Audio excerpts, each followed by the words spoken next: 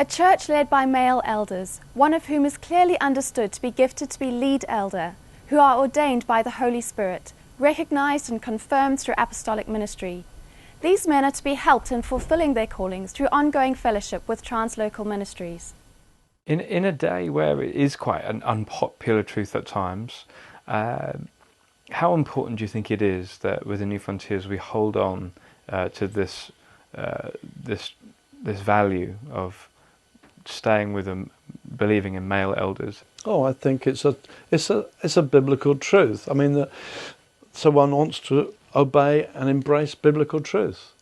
You could say the same about being baptized with the Spirit, or being baptized by immersion. Oh, how important is that? Well, we don't worry too much about that. But do I have permission to change it? Why should I change it? Why should I not obey God? And in the end, if you're not careful, you can be like Aaron making the golden calf, because the living God's up there. He's talking to Moses. He's scary.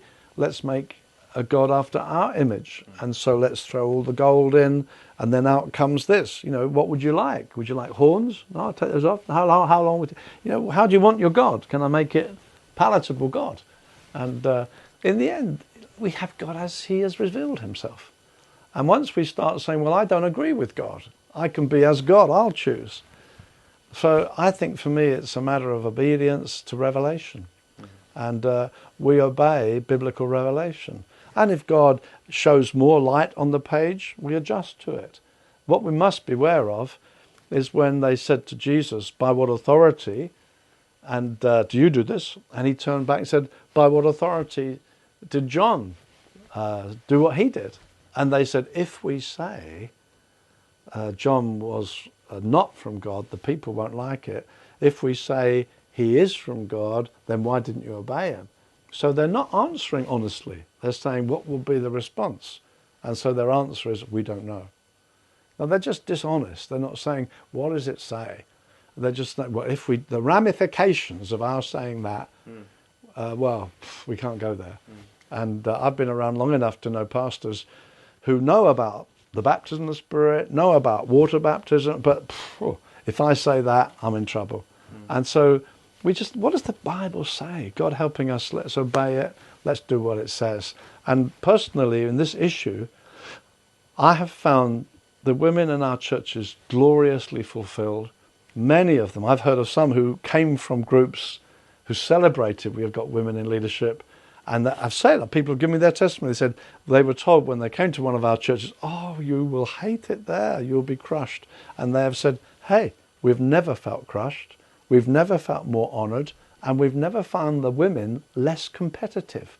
There's a peace and a joy and a fulfilment. And they found it the very opposite of what they anticipated when they were told, you want to be careful there. Would you give any advice particularly to ladies who feel that they've got a lot of gifting, initiative, and who can feel nervous of this? Any advice as to how they can fulfill their calling in God?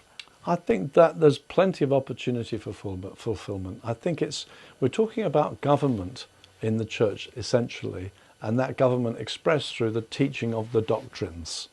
So to be honest, these are things for elders. Now that means that most of the men in the church don't do that either. Yeah. It's not like, there are certain men God has anointed to be elders, gifted to be shepherds. And so it's not like all the men do it, but all the women don't. So there are many roles in our church life that women can be thoroughly fulfilled in. And certainly the women can teach, it says in the Bible, that the older women teach the younger women. And so certainly my wife Wendy, very skilled teacher, loves sitting with women, teaching women. She doesn't want to be an elder. She's very happy, fulfilled in doing that. There are certain women who are given gifts of evangelism, like a Jackie Pullinger. I went out to her work in Hong Kong. I mean, it's profound. She's a great evangelist, which is not governmental.